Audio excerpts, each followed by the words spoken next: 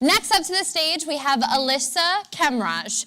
So I sat down with I know, my girl. Guys, I sat down with Allysa yesterday, and it is impossible to deny her incredible, infectious positivity and joyful spirit. Allysa loves her pets. She's got a toothless, chunky Maltese named Minnie and a black cat named Figaro. And every weekend you can find Allysa in her greenhouse and garden, tending to her exotic vegetables and flower plants. Her resolution for 2018 was to get as involved as she could here on campus and to give an Ignite talk, and look at how far that she's come.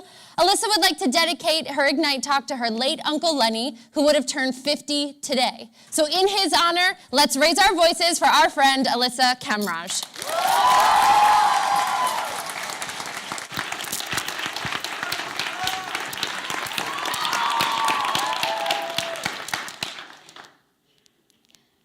Licking a battery and electrocuting one's own tongue usually isn't a good thing. But as a child, it sparked my passion for science. From then on, I was determined to do whatever it would take to achieve my goals. But things go wrong all too fast in life. At age 14, I began experiencing constant joint dislocations. At age 15, I was besieged by pain. And by age 16, I was fighting for a diagnosis. I traveled thousands of miles in search of answers and found one. Ehlers-Danlos syndrome. The doctor began explaining that EDS was a rare and incurable tissue disorder, but I stopped listening. It didn't matter that the pain would never go away. What did matter was what this meant for my future. How was I going to live a normal life? How was I going to become a researcher? How was I going to lead innovations if I couldn't even control my own body? I was determined to adhere to the standard I had set and began planning every step it would take to sustain the norm. I hurdled over each and every obstacle life threw at me, determined to push forward. But eventually, my legs became weak. At age 19, I woke up paralyzed and was rushed to the ER. My body was failing. Immune cells attacking my organs, lungs collapsing, intestinal tract failing, constant seizures. The cause? Existing. EDS shredded my plan for success before my very eyes, and I could only watch helplessly while my friends achieved dignified internships and perfect GPAs. Meanwhile, I couldn't even drive myself to my weekly appointments. I shut down. I no longer saw value in my work or a career. My body was forcing me to give up, and I mentally wanted to follow suit. What was the point of planning if I would always fail anyways? We were working with the best doctors, but my body rejected every desperate treatment method attempted on me, and it seemed as though life was rejecting any plans I came up with.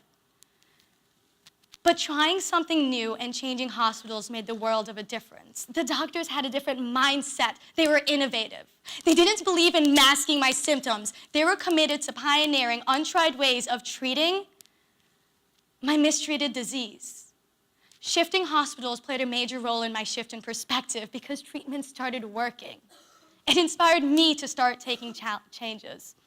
During my sophomore year of Rutgers, I applied for a research project, hoping it might lead me to a better place. I got it and learned that I would be researching a rare and incurable tissue disorder, Ehlers-Danlos syndrome. I'm a scientist at heart, but this stroke of serendipity revealed to me a new aspiration: rare disease research and treatment. For 7 years, I believed my ultimatums were prescribed by my disease. I viewed every obstacle as an end-all, that a failed exam, a hospital visit, or a missed internship opportunity would lead to absolute demise. I was stuck in tunnel vision. I kept trying to make U-turns rather than allowing my internal GPS to recalculate. I conditioned myself to believe that there are rigid, linear steps to achieving success, and if I missed even one, I would fail. But to pursue success, I had to first let go of the life I had planned and accept the one that was waiting for me. It's difficult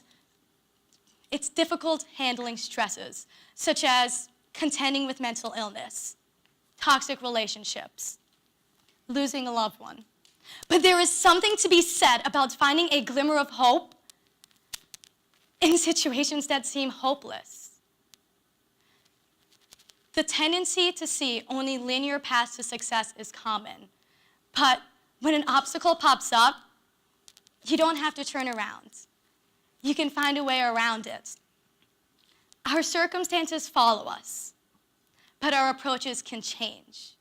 They may affect our plans, but they do not affect our goals. Ehlers-Danlos syndrome is rare, but my experiences are not. When life presents challenges, try to embrace them as though you had chosen them. Finding a new path is not a sign of weakness, and there is strength in having the humility to realize there is no universal handbook to finding success. I will always have EDS, and it will always present a challenge. I understand, though, that where I am now is not my final destination. You can't always take the fast route, and although the back roads may take longer, you'll still arrive where you're meant to be.